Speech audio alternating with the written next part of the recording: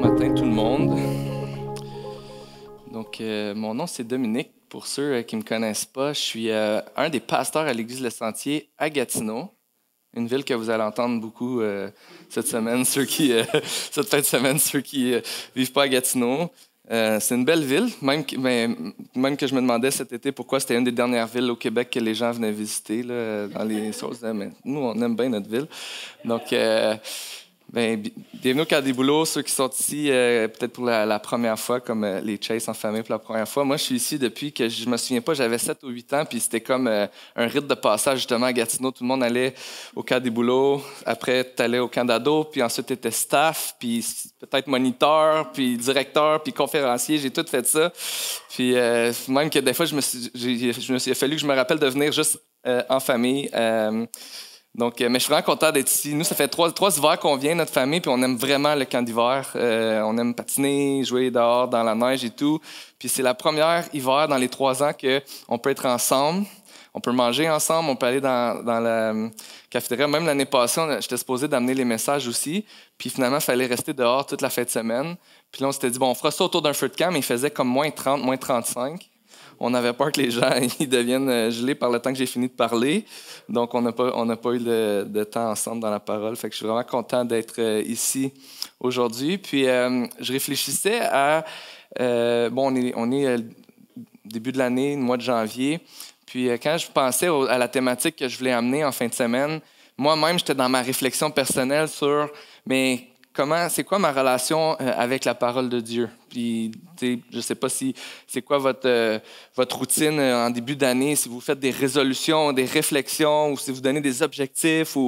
Mais je trouve que pour moi, c'est un bon temps de réfléchir à mes différents objectifs. Puis un de ceux qui était comme sur mon cœur cette année, en début d'année, c'est que j'aimerais ça avoir plus de la parole de Dieu dans ma vie au quotidien, que je puisse voir son impact dans ma vie. Puis, une des choses que je me suis, dans ces réflexions-là, c'est que je me suis comme rappelé des fois où on lit la Bible, où on entend un verset, où on chante des chants comme ce matin, puis on lit des vérités bibliques, où on chante des vérités bibliques, puis que mon cœur est touché par la parole de Dieu d'une manière qui est comme pas seulement intellectuelle ou juste comme, OK, j'ai compris quelque chose, mais j'ai vraiment expérimenté peut-être un temps avec Dieu ou sa présence. Puis c'était un peu cet encouragement-là que j'aimerais ça nous lancer cette fin de semaine. Donc, peut-être que pour toi, ça va être un encouragement à retourner à la parole de Dieu, t'encourager à peut-être la lire davantage. Mais ce que j'aimerais, c'est qu'on puisse lire la Bible, chanter des chants ou parler ensemble de la parole de Dieu. C'est des moyens qu'on peut s'encourager et s'exhorter à la parole de Dieu. Mais ce que j'aimerais, c'est nous donner plus le goût de connecter avec Dieu puis d'écouter sa parole en fin de semaine. Puis, donc, aujourd'hui, on va commencer avec... ceux qui avez votre Bible, vous pouvez aller dans le psaume 1. On va regarder le psaume 1 ensemble. Mais j'aimerais ça nous poser quelques questions pour débuter la réflexion ce matin. Puis, je vais partir mon timer qui serait très utile s'il fonctionnait. Donc, quelques questions. Donc, qu'est-ce que le monde extérieur, qu'est-ce que le monde, les nouvelles, ton compte Facebook, Instagram, les gens au travail, les articles que tu lis, qu'est-ce que toutes ces choses-là te disent sur toi, sur ce que tu devrais croire, sur ce que tu devrais aimer? Qu'est-ce que ces choses-là te disent sur qui tu es? C'est quoi les messages que tu entends quand que tu regardes la télé, quand tu regardes ton téléphone? Quels sont les messages que tu entends, que tu le veuilles ou non, qui forgent ta réalité, ta conception des choses, qui ont une influence sur la manière que tu vois le monde? Quels sont les messages que tu entends qui affectent ta façon de vivre?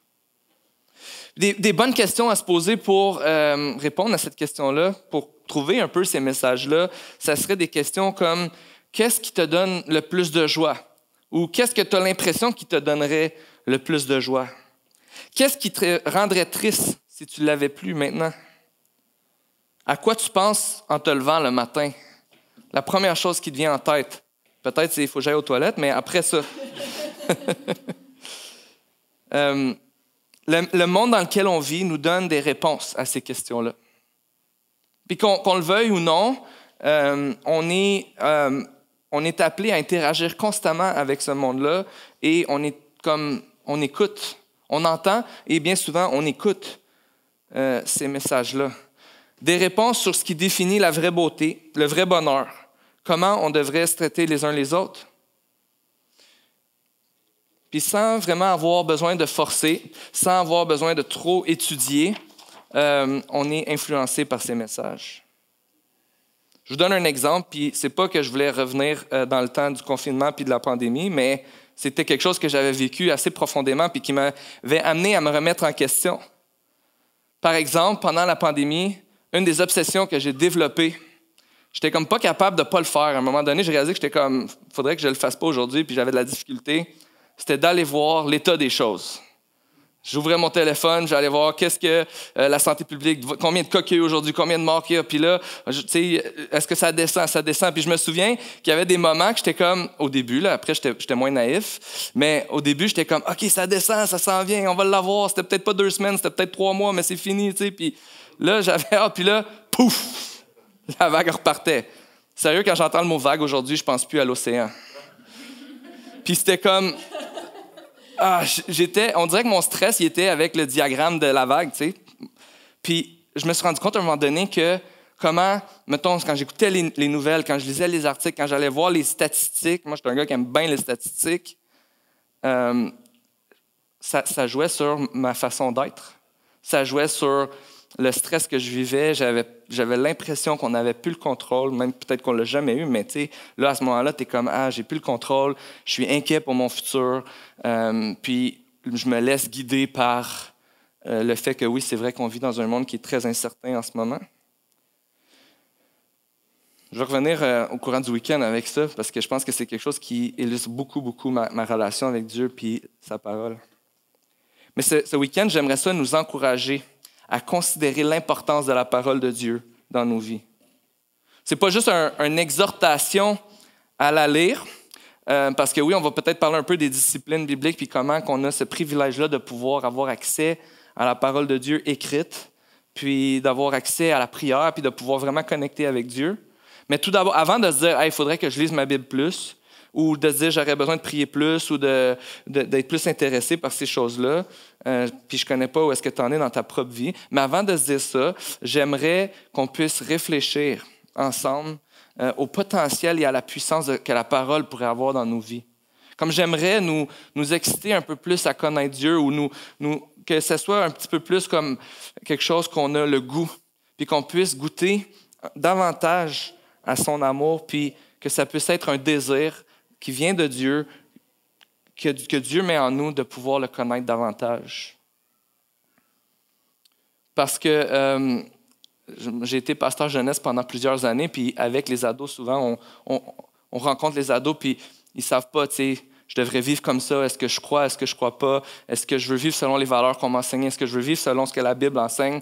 Puis souvent, je disais aux ados, mais tu ne peux pas faire semblant, par exemple, le vendredi ou le dimanche, faire ce que tu veux la semaine, puis là, te demander, pourquoi est-ce que je ne m'attache pas à la parole de Dieu plus que ça si tu ne réponds pas à la question tout d'abord, est-ce que j'ai réellement goûté à l'amour de Jésus? Est-ce que je suis vraiment attiré à Jésus puis à ce que Jésus me demande? Parce que comme dans toute chose dans la vraie vie, si on ne donne pas beaucoup de valeur à quelqu'un, on va avoir de la difficulté à écouter le message que cette personne-là nous enseigne. Puis, ce que je crois que souvent, les chrétiens, ça fait plusieurs années qu'on est chrétiens, mais on pense que ça, c'est un beau message pour les gens qui ont besoin d'apprendre que la parole de Dieu est importante. Mais je pense que c'est le combat de nos vies, de lutter à constamment s'attacher à Dieu et à sa parole, et plutôt que d'écouter les messages qu'on entend autour de nous. Mais ça, je vais en parler davantage ce soir, fait que je ne vais pas vous prêcher le message de ce soir, ce matin. Mais la Bible affirme des vérités puissantes sur la parole. Puis dans notre expérience de la vie, on oublie parfois à quel point Dieu fait une différence dans nos vies, puis à quel point Dieu a une réponse aux questions qu'on se pose. La Bible répond aux aspirations de nos cœurs, mais pas seulement d'une façon intellectuelle et déconnectée de ce qu'on vit. Elle a un pouvoir de transformation dans nos vies de tous les jours. Donc, la parole de Dieu a ce pouvoir de nous aider à vivre notre réelle identité, celle que Dieu nous a donnée. C'est elle qui nous aide, c'est la parole de Dieu qui nous aide à grandir dans notre amour pour Dieu et notre amour pour les autres. Donc, prions ensemble que Dieu puisse nous visiter ce week-end et nous encourager à désirer davantage la présence de Dieu, la présence de sa parole dans nos vies. Fait que je vais prendre un temps pour prier, puis ensuite on va regarder le psaume 1 ensemble. Seigneur Dieu, merci. Merci pour le temps que tu nous donnes de s'arrêter puis de réfléchir à ce que tu fais pour nous, de réfléchir à ta présence, la présence de ta parole dans nos vies. Merci parce qu'on a l'opportunité de le faire au camp du boulot, entouré de ta nature, entouré des évidences de ta grâce, de ta bonté autour de nous. Je te prie qu'on puisse avoir un bon temps en fin de semaine, en famille, et qu'on puisse être encouragé par ce que tu veux nous partager, ce que tu veux nous dire, ce que tu veux déposer dans nos cœurs ce week-end. Merci pour tout ce que tu fais pour nous. Amen. Donc, lisons ensemble le psaume 1. Donc, le premier des 150 psaumes qui sont dans la Bible.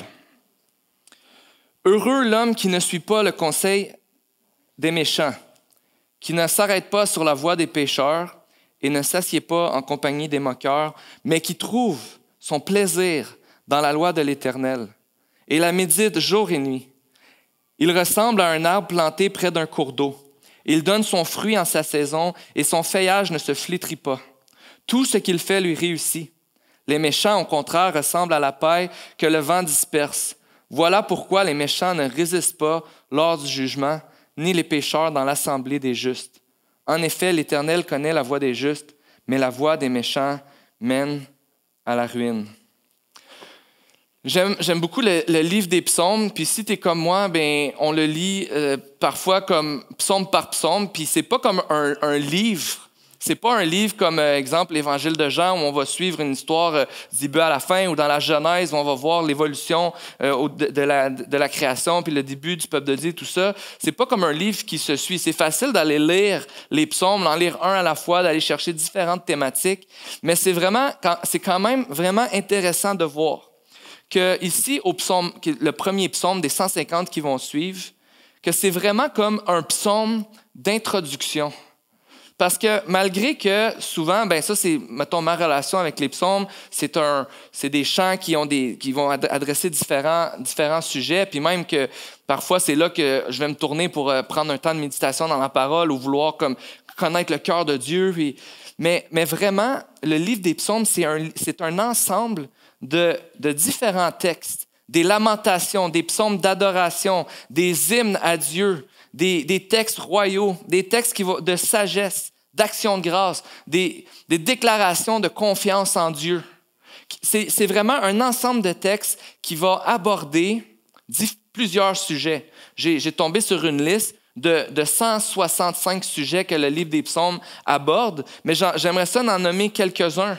Quelques-uns des sujets que les psaumes vont aborder. La louange à Dieu, la foi, la prière, des requêtes qui vont être faites à Dieu constamment. Des psaumes où on va aborder la reconnaissance, la providence de Dieu, la justice de Dieu, la fidélité de Dieu, l'amour de Dieu, le salut, la puissance de Dieu, la joie, l'éternité, le mal, le deuil, la persécution, la bénédiction, la sainteté, la révérence, la miséricorde de Dieu, la gloire, la création, la souveraineté de Dieu, la justice, la prière, la mort, la colère, la souffrance, le bonheur, la joie. Plein de thématiques qui font partie de notre quotidien, des questions qu'on va se poser, des réalités qu'on va vivre. Les psaumes abordent ces réalités-là, ces questions-là. Et c'est vraiment intéressant parce que c'est comme dans cette introduction qu'on va voir, voici la parole de Dieu. Voici 150 psaumes qui vont nous parler du cœur de Dieu, qui vont nous parler de comment Dieu voit les choses, de différentes manières, de façon plus poétique ou au travers de chants et de prières, mais voici le cœur, le caractère de Dieu. Voici la parole de Dieu au travers du livre des psaumes. L'auteur du psaume 1 va nous exhorter à chercher la sagesse de Dieu, à chercher sa parole. Qu'est-ce que Dieu pense de ce que je vis, des différents questionnements, des différents sujets auxquels je vais faire face dans ma vie? Parce qu'il est convaincu qu'écouter la parole de Dieu, qui vient du Créateur de l'univers lui-même, qui a fait toutes choses et qui sait ce qui est bon, c'est ce qui va nous donner le bonheur. Heureux l'homme qui ne suit pas le conseil des méchants, qui ne s'arrête pas sur la voie des pécheurs et ne s'assied pas en compagnie des moqueurs, mais qui trouve son plaisir dans la loi de l'Éternel. Heureux celui qui trouve son plaisir dans la loi de l'Éternel.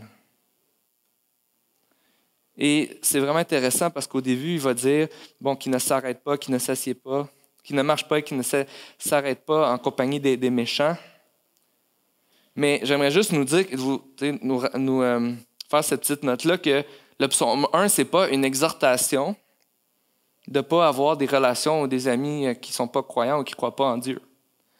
Mais dans cette exhortation-là, de s'attacher à la parole de Dieu, il est en train de dire que celui ou celle qui est heureux ou heureuse, c'est ceux qui vont s'attacher à la parole de Dieu et non pas s'attacher au message qu'ils vont entendre tout en marchant dans le monde, qui ne vont pas s'attacher aux pensées du monde ou qui ne vont pas s'attacher aux pensées qui sont contraires à la parole de Dieu.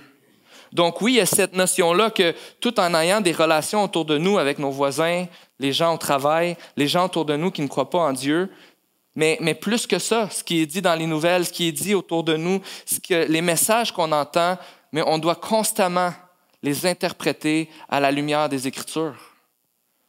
On doit constamment s'attacher à la parole de Dieu pour pas justement devenir comme ce qu'on entend, mais plutôt de devenir comme ce qu'on entend, mais de la parole de Dieu. Et c'est vraiment cette exhortation-là à chercher, à s'attacher à la parole de Dieu pour pouvoir finalement cheminer dans ce monde tout en grandissant dans notre amour pour Dieu et pour les autres. Et quand on regarde dans la Bible, il y a une thématique qui revient souvent. Parfois, c'est très explicite, on va le voir, comme il y a des passages où vraiment le livre aux Hébreux a été écrit pour démontrer que Jésus était meilleur que toute l'expérience précédente que les Juifs avaient, par exemple, des sacrifices, de tout ce qui pouvait apporter le salut, ce qui pouvait apporter la vie éternelle. Le livre des Hébreux a été écrit pour dire que Jésus est meilleur que tout. Des fois c'est cette thématique-là de Dieu qui est meilleur que tout est très explicite. Mais ce qui est vraiment intéressant, c'est que parfois c'est subtil ou même c'est juste assumé dans le texte que la Bible nous montre comme Dieu est meilleur que tout. Il y a pas de, c'est comme si Dieu n'a pas besoin d'expliquer qu'il est meilleur que les idoles des peuples ou qu'il est meilleur que ta façon de vivre sans lui ou qu'il est meilleur que ta façon de voir les choses. Dieu, mais ici dans le psaume 1, c'est vraiment celui qui est heureux, c'est celui qui met sa confiance en l'Éternel.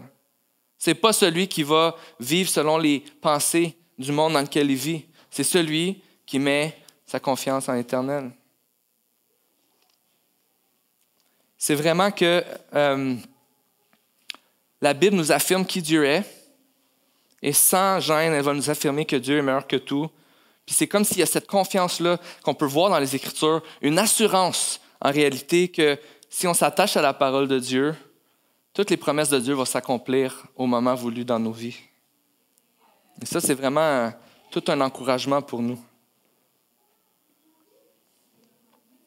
Mais ici, dans le psaume 1, on veut voir que celui qui met son plaisir dans la parole, puis qui n'écoute pas les messages du monde, contradictoires à la parole, trouve le bonheur. Et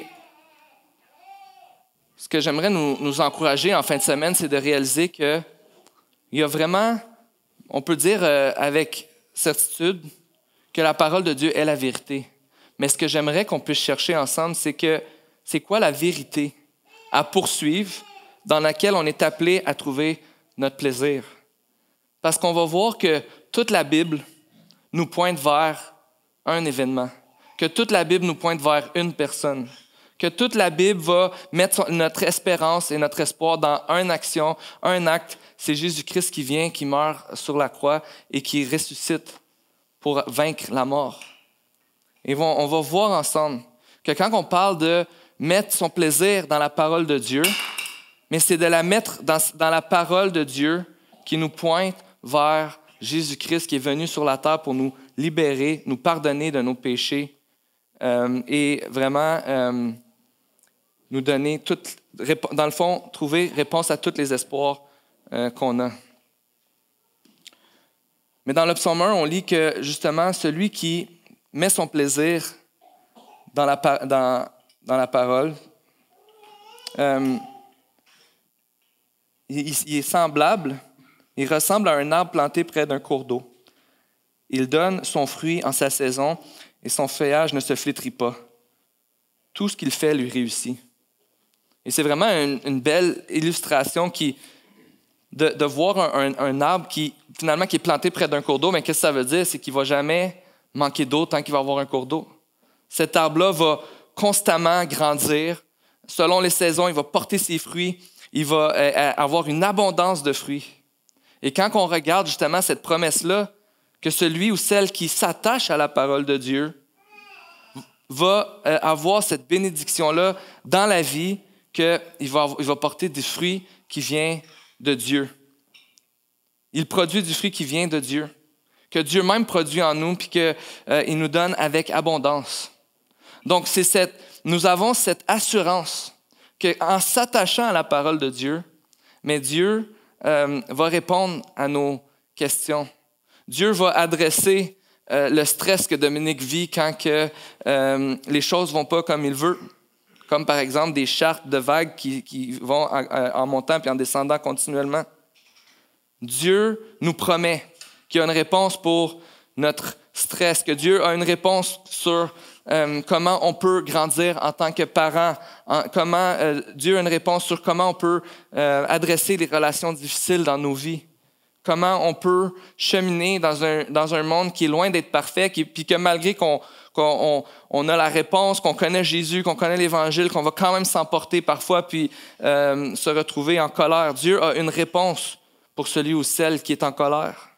Dieu affirme que celui qui s'attache à sa parole va grandir et porter du fruit pour pouvoir le suivre, pour apprendre, pour grandir dans son amour pour Dieu et son amour pour les autres.